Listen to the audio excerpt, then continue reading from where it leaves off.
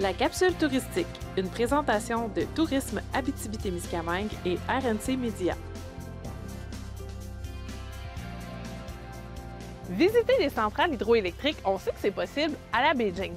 Mais saviez-vous qu'une des rares centrales ouvertes au public se trouve ici, en Abitibi-Témiscamingue? Je suis à Notre-Dame-du-Nord, à la centrale de la Première Chute, et je vais rencontrer Xavier pour en savoir plus sur cette visite. Xavier, merci de nous recevoir à la centrale Première Chute. Tu es guide touristique ici. Dis-moi, à qui s'adresse ce genre de visite-là? La visite ici s'adresse vraiment à tout le monde, là, que ce soit des enfants jusqu'aux personnes les plus âgées. Donc, si vous êtes intéressé par l'histoire de l'hydroélectricité, vous pouvez venir visiter, puis on va être heureux de vous faire une visite. On a 3 centrales sur la rivière des 15. Oui. Donc, on a la centrale de Première Chute, qui est celle que je fais visiter, la centrale de Rapide des Îles, puis la centrale de Rapide des 15.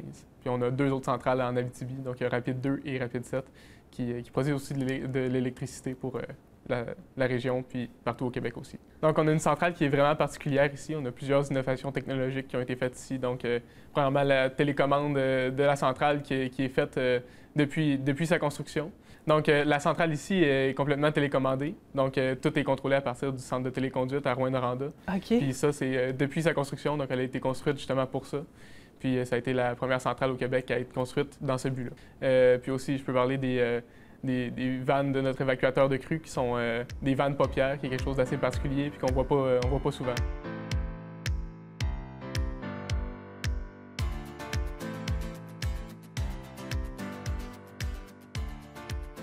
Là, on part du début. Là. À quoi ça ressemble une visite ici? Donc, on a 2 parties. On a une partie ici au centre d'interprétation où on parle beaucoup de l'histoire de la région, puis de la production d'hydroélectricité un peu plus généralement. Ensuite, on se dirige vers la centrale, puis on peut visiter l'intérieur de la centrale, voir même l'intérieur d'un puits de turbine en fonction. Donc, on peut voir le rotor qui tourne au-dessus de nos têtes. Puis ça, c'est vraiment intéressant. C'est un beau clou de la visite. On a 4 groupes de turbines alternateurs qui produisent un total de 131 MW pour nous électrifier. C'est environ assez pour alimenter la ville de Rouyn-Noranda. Est-ce qu'on peut aussi voir le barrage sur la rivière des 15? Oui, donc on peut voir le barrage qui retient l'eau de l'autre côté de la centrale. OK. Puis qui permet ensuite de faire passer l'eau où on le veut, donc dans la centrale pour produire l'électricité.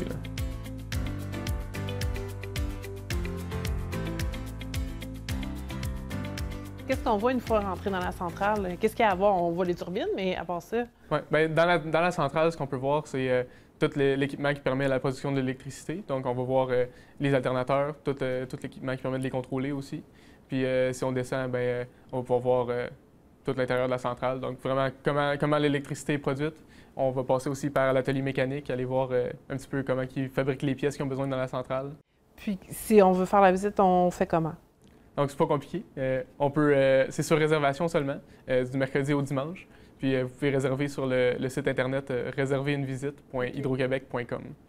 Bien, moi, je trouve que c'est une visite qui est vraiment passionnante. Puis, si vous avez un quelconque intérêt sur les centrales, sur l'hydroélectricité, je pense que ça vaut la peine de venir faire la visite. Xavier, c'était très intéressant. Tu es un excellent guide. Merci beaucoup d'avoir vulgarisé ça pour moi. Ça fait plaisir. Ne reculant devant rien, j'ai fait la visite pour vous et je peux vous dire que ça vaut la peine. En plus, c'est gratuit. Profitez-en!